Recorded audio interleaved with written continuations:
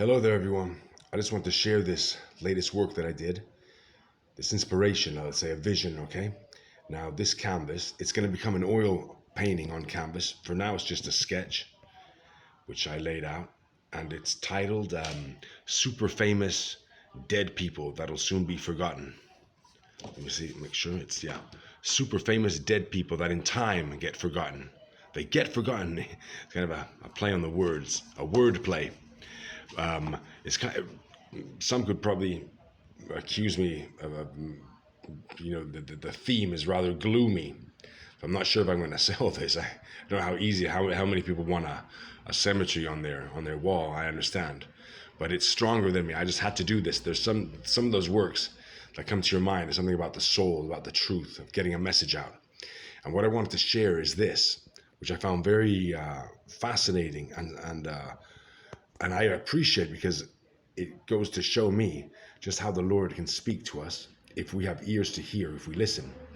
Now, all right, the first thing I'd note, I'd like to mention is the sociological, or let's say philosophical reflection I have here, which is the idea of the passing of time. Time is fleeting, and we are warned about that all throughout the Bible, like our condition of impermanence. So it's an urge to seek something deeper. I found that in Jesus Christ. As he said, he's the only one who said, I am the way, the truth, and the life. And he's the light of the world. No one comes to the Father except through me. The blah, blah, blah. At first instance, I thought it was just referring to, the vanity, like vanity of vanities, all this blah, blah, blah, blah, blah. Now, what is interesting is that I remember Greta Thunberg, that little android girl that's going around screeching about the climate, change and all that. She had this issue, it became like a recurrent theme, blah, blah, blah. And I actually heard this video. I believe it was on Jacob Israel that said this. He broke down this blah, blah, blah, which could be the 666. Funny enough, I did this in quite a few of my works about 30 years ago. There's a painting which I'm not very technological, so I can't bring it up right now on the screen. If I could, I would, but I can't. If I could, I would, but I can't. It was called Battle of the Man Halfway. And he was on this stoplight. He had a tail like a puppet, like saying he's a humanoid, but not fully human. To become fully human, to embrace our essence, is to be one, with the Creator, with the, follow what is the divine plan, the divine order of things, and not alter, not hijack our DNA. And the funny thing is that this little dude was writing down on a parchment with with a quill pen, this blah, blah, blah. And there's above him, there's this sign called, sporting off the number 666, as if to suggest that he was under the influence of the Antichrist.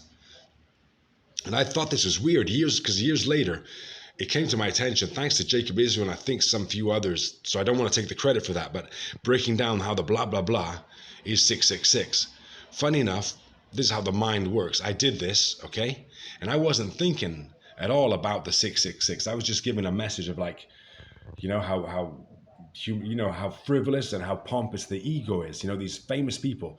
I mean, you can remember, Michelangelo, you remember, okay, but what about the Stone Age, admitted that you do want to believe that version of that Darwinistic version of history and not the biblical history, so what you can remember people 400 years later, 1,000 years, but like Nimrod, what face has Nimrod? Who knows who Nimrod was? Once he's gone to the dust, he's gone under the grave.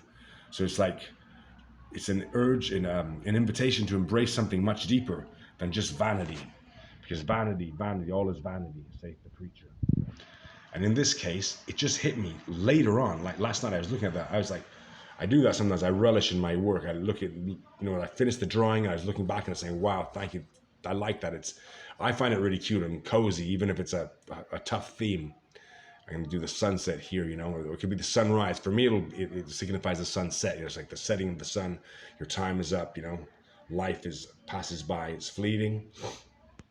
And the blah blah blah just came back to me like wham! Oh my Lord! And I realized that was God speaking to me.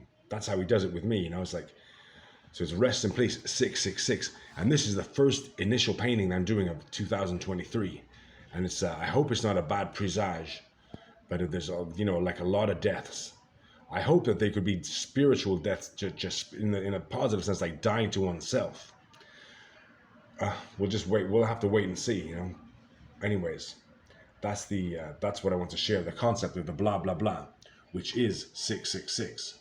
It's the Antichrist, which is fleeting. It's like the leaves of this tree, which is just they're turning spoil. They're leaving. Ciao. Bye bye. Adios. So I didn't put my makeup on this morning, but just want to put my face out there. Ciao. That's all for now, folks. Hope you enjoyed.